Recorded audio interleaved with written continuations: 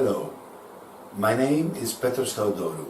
I am a psychotherapist and an accredited supervisor. I live in Thessaloniki, Greece, but I also work abroad. This video is some information about my second book, translated in English, Untitled Shadow, Our Silent Companion Through Life's Journey. It is translated by Andy and Philip Wilcox. This edition is to be distributed only after contacting me directly. Now, the theme of the book is about an everyday life phenomenon that I think is somehow unrecognized. We often say, I want to move in my life towards this direction. And whereas our goal is very clear in our mind, sometimes we find ourselves going towards a totally different direction or towards a certain deviation of our initial goal without even understanding how and why is happening this. I mean that even if our goal is very consciously clear, sometimes we act in ways that result in distancing from our goal as it was initially in our minds.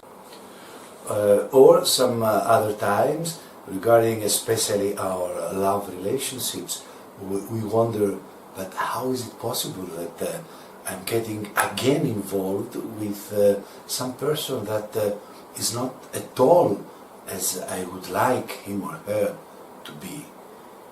What do I have, we wonder, and I attract always persons that are so unsuitable for me. It's like a repetitive scenario in our lives going on and on and on and on.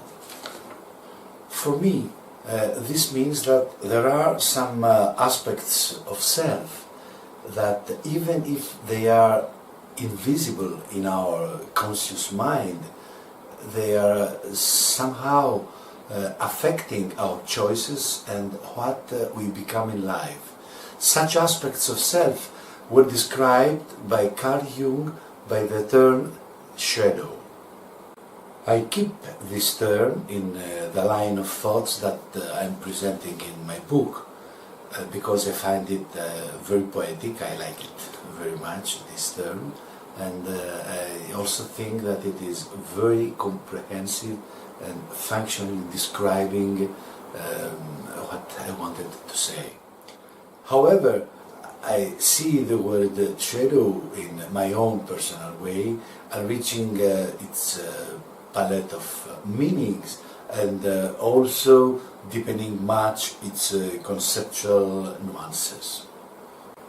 In this book I present my approach to several aspects of shadow. Moreover, I think that the shadow, this so special inner space in the inner world of every human being, is the residence of what we call in our days the inner child. This is a term that it is widely abused, I think, with so many superficial perceptions of its meaning. And I dedicate several sections of my book to this term.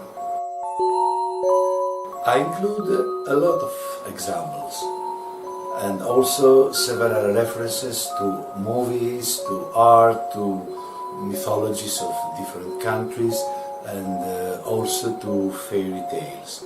I think that the term shadow is somehow demonized in all cultures, and this becomes immediately obvious if we see how many symbols exist for the shadow.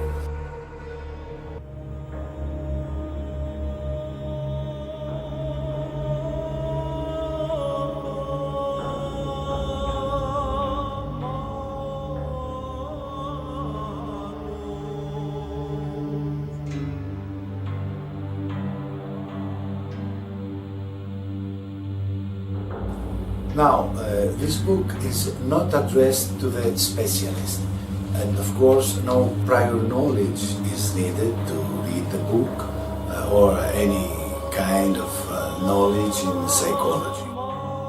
I would say that the book is addressed to anyone who might be interested in one or another way to its theme. I could also say that on the one hand, this book of shadows is a kind of manual because it contains rich and strongly supported information. On the other hand, it can be read just to fascinate the reader who likes to deepen a little bit his or her exploration in the domain of the term shadow. The book consists of 6 chapters and 2 appendices. I speak about the nature of the shadow, its raw material, its origins, and also about the ways in which we try to isolate the shadow from our conscious reality and conscious self-sense. You see, because our shadow contains isolated, neutralized aspects of ourselves, it also contains their energy, their suspended energy.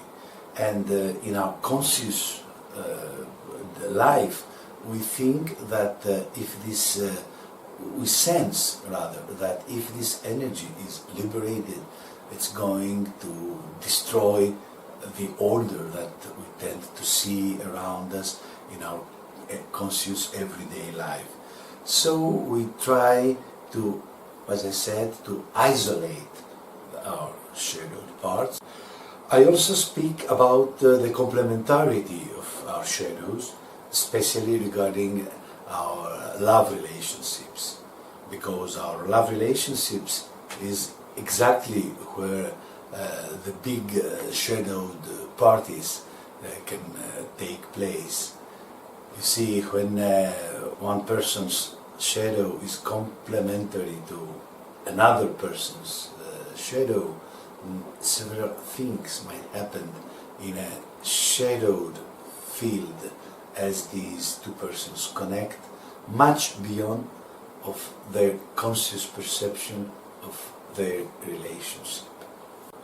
I also speak about the very, very heavy shadow of a family. It is a special case of shadow which is able to affect dramatically our inner child and also create the plot, the basic plot of the future repetitive scenarios that may torture us in our adult life.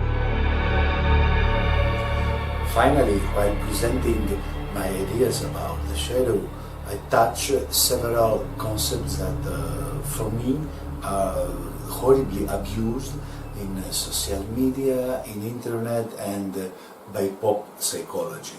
Such terms are love, I have to love everybody, anybody, forgiveness, I have to forgive anybody and all humanity, the term mistake, when do I feel not good enough because I did a mistake there. Also the expression that now it's finished. I worked on this past issue of mine, on this unfinished business, as we say in Gestalt, so it's finished, it's never going to trouble me again.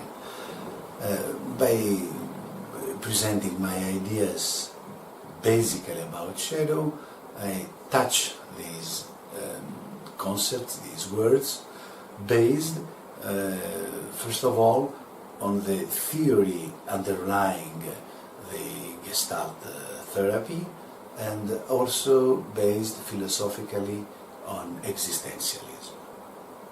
I see the word shadow in an holistic way as an inseparable part of our inner reality, of our inner world, and something that if ignored can affect dramatically what we do in our conscious life.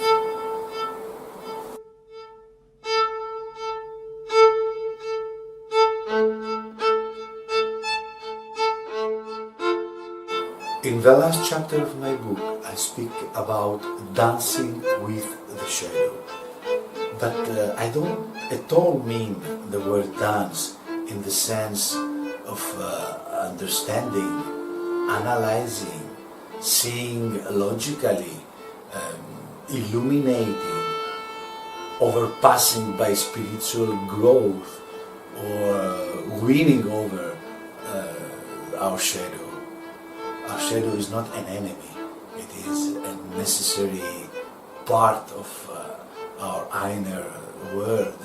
We are a whole, and our whole includes our shadow, so we can never see it as an enemy or something in front of us to study it and to analyze it and to understand it logically.